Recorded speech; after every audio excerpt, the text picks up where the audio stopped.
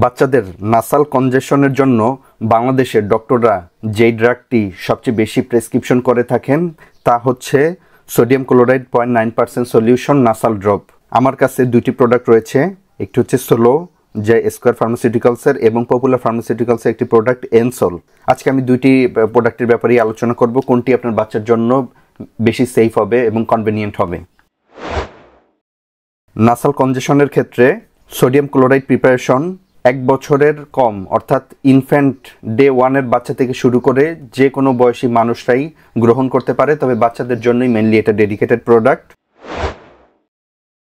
Nasal কনজেশন mainly হয় হচ্ছে লাংসে অথবা নাকের মধ্যে যদি কোনো ধরনের ময়লা জমে অথবা মেমব্রেনগুলো যদি একটা আরেকটার সাথে লেগে যায় অথবা যদি ঠান্ডার কারণে সর্দি লাগে, সেই সময় কিন্তু নাসাল কনজেশন হয়।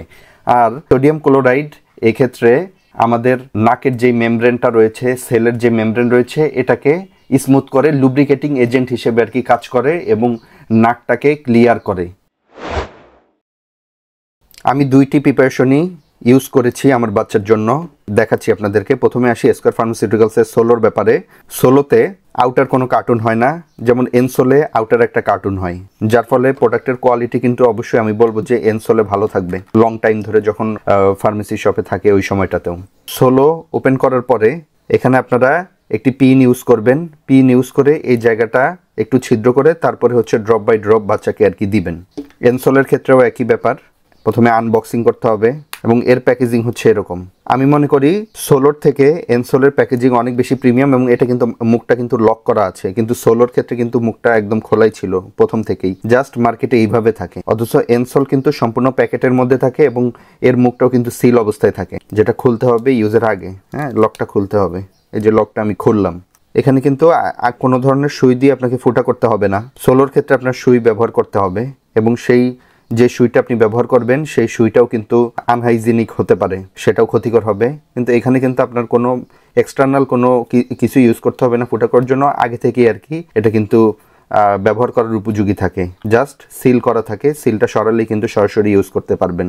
এর থেকেও বড় ব্যাপার হচ্ছে দুইটার মুখ যদি আপনারা দেখেন, এনসোলের মুখটা কিন্তু অনেক স্মুথ, যেটা বাচ্চার নাকে যদি আপনি ইউজ করেন বাচ্চা কিন্তু কোনো ব্যথা পাবে না। অপরদিকে সোলোর মুখটা দেখেন, এখানে কিন্তু ঘষা খেয়ে অ্যাক্সিডেন্ট হওয়ার প্রচুর চান্স থাকে, কারণ আপনারা দেখবেন বাচ্চাকে যখনই এই প্রিপারেশনটা দিবেন বাচ্চা কিন্তু খুব কান্নাকাটি করবে এবং স্থির থাকতে চাবে না, এবং সেই সময়টায় বাচ্চার নাকে কিন্তু এই যে গাঢ় যে অংশটা আছে ফিনিশিং মোটেও ভালো না, এই অংশটা কিন্তু বাচ্চার নাকে লেগে রক্ত বের হয়ে যাওয়ার চান্স থাকে, কিন্তু এনসোলের ক্ষেত্রে এটা হয় না। তা আমি রেকমেন্ড করছি এনসোল প্রিপারেশনটা বাচ্চার নাসাল কনজেশনের ক্ষেত্রে এনসোল প্রিপারেশনটাই আপনারা ব্যবহার করবেন। এনসোলের ডোজেস গাইডলাইন হচ্ছে প্রতিবারে 1 থেকে 2টি ড্রপ ব্যবহার করতে হবে এবং এখানে ডেইলি 3 থেকে 4 বার অথবা যতবার দরকার হয়। এনসোল ব্যবহারের পর এটি নাক থেকে স্টোমাকে যে বডিতে কিন্তু অ্যাবজর্পশন হয় না, সরাসরি আমাদের ইউরিনেশনের মাধ্যমে বের হয়ে যায়। এই কারণে বডিতে এর কোনো প্রভাব পাওয়া যায় না, শুধুমাত্র নাকের উপরেই এর প্রভাব পাওয়া যায়। অনেক সময় এটা থুতুর সাথে বের হয়ে আসে বা নাক দিয়েও কিন্তু এনসোলের অংশ বের হয়ে আসে সর্দি সহ। সোডিয়াম ক্লোরাইড অথবা এনসোল প্রেগন্যান্সি ক্যাটাগরিতে সম্পূর্ণভাবে সেফ, প্রেগনেন্ট ওমেনদেরকে সেফলি প্রোভাইড করা যাচ্ছে। এছাড়াও যে কোনো ধরনের পেশেন্টের ক্ষেত্রেই, কার্ডিয়াক পেশেন্ট হতে পারে, হাইপারটেনসিভ পেশেন্ট হতে পারে, ডায়াবেটিক পেশেন্ট অথবা কিডনি ইম্পেয়ার্ড পেশেন্ট বা লিভার ইম্পেয়ারমেন্ট পেশেন্ট, যত ধরনের স্পেশাল পেশেন্ট রয়েছে প্রত্যেকের জন্য কিন্তু এনসোল প্রিপারেশনটি সেফ হবে, কারণ এটা সিস্টেমিক সার্কুলেশন বা ব্লাডের মধ্যে যাচ্ছে না, বডি থেকে নাকে ইউজ করার পরে সরাসরি বের হয়ে যাচ্ছে।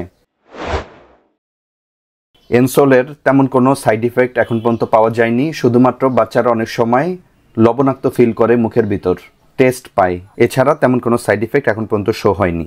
এনসোলের মার্কেট প্রাইস 25 টাকা করে, প্রত্যেক স্প্রে বোতলে 10 ml পরিমাণ সলিউশন আপনারা পাবেন। বন্ধুরা, এই ছিল ওভারঅল এনসোলের রিভিউ। আশা করছি রিভিউটি আপনাদের অনেক উপকারে আসবে। অবশ্যই যে কোনো মেডিসিন ফিজিশিয়ানের পরামর্শ অনুযায়ী গ্রহণ করবেন। সবাই ভালো থাকবেন, সুস্থ থাকবেন। টেক কেয়ার, আল্লাহ হাফেজ।